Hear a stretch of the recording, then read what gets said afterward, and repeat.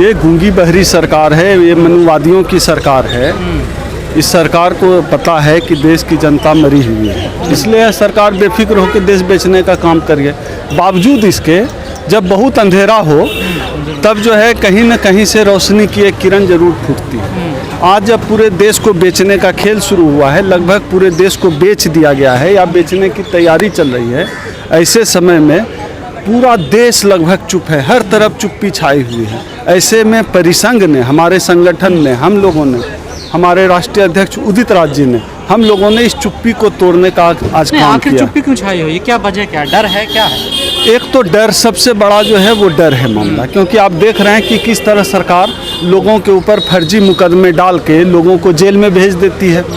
लोगों के सोनू सूद जैसे आदमी पर जो है 3 दिन से पता नहीं कौन सा सर्वे कर रही है सरकार। यही सर्वे अगर अडानी और अंबानी के यहाँ सरकार जो है इनकम टैक्स डिपार्टमेंट करे तो सरकार के घर कुछ रेवेन्यू आ जाएगा।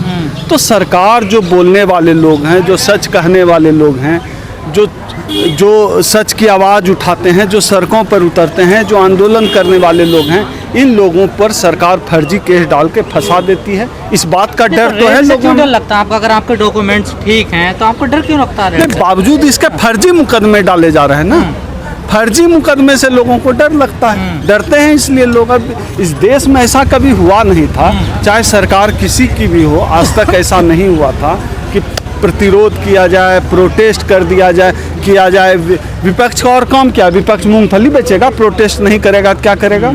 जो लोग समाज के मुद्दों को लेकर, सामाजिक मुद्दों को लेकर जो लड़ते हैं, जो मुखर होकर अपनी बात कहते हैं, क्या करे? मूंगफली बेचे, झालमुरी बेचे, क्या करेगा? वो तो लड़ेगा ही। एक तरफ मंदिर का निर्माण तो चल ही रहा ना। बिल्कुल, इसी से तो भरमाया गया है। अब जो खास तौर पे आज के आंदोलन, आज जो हम लोगों ने जंतर मंतर पर प्रोटेस्ट किया, उसमें अच्छी बात यह रही कि बड़ी संख्या में ओबीसी समाज की भागीदारी रही। हमारा जो फ्रंट 85 एक संगठन है, वो हमारे बलराम वर्मा जी हैं, उनका समर्थन रहा पूरी टीम के साथ। सैकड़ों लोग ओबीसी समाज के भी आए, तो जिसको कांवर्ट होने वाला समाज कहा जाता है। तो ऐसा नहीं है कि एकदम से खामोशी है। इसी दिल्ली में लोग, अभी देखिए 700-800 लोग तो निकल के आए, हमारी 4 बसों को रोक दिया गया, दिल्ली पुलिस ने डाइवर्ट कर दिया, 2 बसों से लोग बसा पाए। तो ये सरकार चुप कराने का तो काम कर ही रही है। बावजूद इसके, अंग्रेजों को भी तो लगता था कि चुप करा देंगे, बावजूद इसके देश आज़ाद हुआ ना, लोगों ने लड़ाइयाँ लड़ी, लोगों ने आंदोलन किए। तो यह चलता रहता है, जितना भी दबाएंगे उतना ही आवाज़ मुखर होगा, उतना ही तेज होगा, उतना ही आंदोलन की गति और बढ़ेगी। तो क्या लगता है सर, जो निजीकरण जो चल रहा है, इससे SC/ST का क्या नुकसान है? हम लोगों का एक चीज़ कहना है कि निजीकरण तो बहाना है, असल में इन्हें आरक्षण हटाना है। तो आरक्षण जो ये निजीकरण इसलिए कर रहे हैं ताकि आरक्षण को हटाया जा सके। इनका एजेंडा साफ है। जिस तरह से ये एक समय में लोगों से कहते थे कि सवा लग्घा से छुआ जाता है, छुआछूत मानते थे लोग, इनके सामने खाट पर नहीं बैठते थे।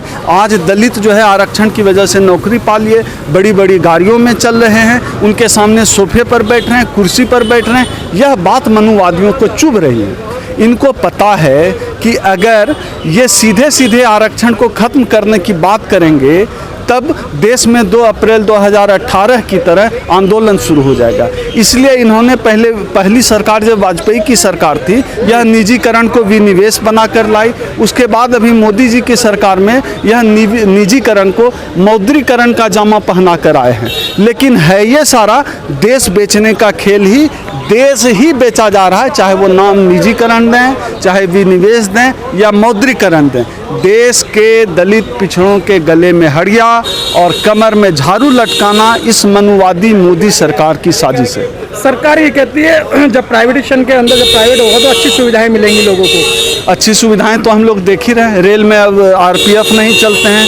जो रेलवे में राजधानी जैसी ट्रेनों में जो कंबल मिलता था, खाना मिलता था, टिकट में अटैच होता था, वो नहीं मिल पा रहा है। टिकट का पैसा तो बढ़ गया, टिकट का किराया तो बढ़ गया, लेकिन सुविधाओं में कटौती कर ली गई है। आप देखिए टिकटों का किराया कई गुना, मल्टीपल टाइम्स जो है टिकटों का भाड़ा बढ़ा है और रेल की सुविधाएं कम कर दी गई है। तो यही है प्राइवेट, क्योंकि प्राइवेट सेक्टर का सीधा जो है एजेंडा होता है कि कम इन्वेस्ट में ज़्यादा मुनाफा कमाएं।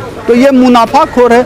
ये सरकार थोड़ी है, सरकार का तो एजेंडा होता है लोक कल्याणकारी राज्य की अवधारणा होती है, तो इनको लोक कल्याण तो करना नहीं है, इनको अपना पेट भरना है। लेकिन सर बात यही आती है ना, जब रेल बिक्री होती है तो पब्लिक घरों में चोरी होती है, जब एयर इंडिया बिक्री होती है तो पब्लिक नहीं, ऐसा नहीं है। आज जो लोग उतरे हैं ये कौन लेकिन सर लोग अब हैं? तो ये सब कुछ मंगल ग्रह सर सब कुछ बिक चुका ना, लोगों को ठगा गया, भरमाया गया, राष्ट्र के नाम पर, धर्म के नाम पर लोगों को ठगने का, बरगलाने का काम, सपना दिखाने का काम किया गया। खुद हमारे ही समाज में सपना दिखाने का काम किया गया कि जो है जब सत्ता में आएगी तो हम देने वाले बनेंगे। कहाँ आई सत्ता? सत्ता में जब ये आए तो सब लूट पिट गया। सत्ता में तो ऐसा नहीं है कि बहुजनों की सत्ता नहीं आई। मायावती जी खुद ही कई बार मुख्यमंत्री रही, तो क्या हुआ?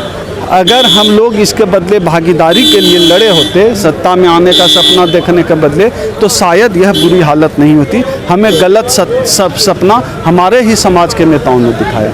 हम उस सपने को तो हमारे संगठन परिसंघ का एजेंडा साफ है। हम सत्ता में आने का सपना नहीं दिखाते हैं। हम सत्ता में आएंगे तो देने वाले बनना।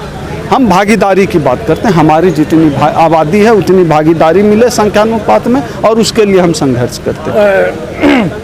सर आपको नहीं लगता है कि 2022 में चुनाव है और उदित राज जी 5 साल जो बीजेपी की सरकार के अंदर मेंबर ऑफ पार्लियामेंट रहे हैं, अब बीजेपी ने उन्हें टिकट नहीं दिया, तो क्या राजनीति षड्यंत्र नहीं है या राजनीति पहल नहीं है उनकी? ऐसा नहीं है। देखिए बीजेपी में क्या है कि गूंगे लोग चाहिए, लेकिन हमारे राष्ट्रीय अध्यक्ष उदित राज जी गूंगे हैं नहीं। उनके यहाँ उनके पास इतनी लंबी जुबान है। वो अपने 2 अप्रैल 2018 के आंदोलन में भी सरकार में रहते वो सरकार के खिलाफ बोल रहे थे।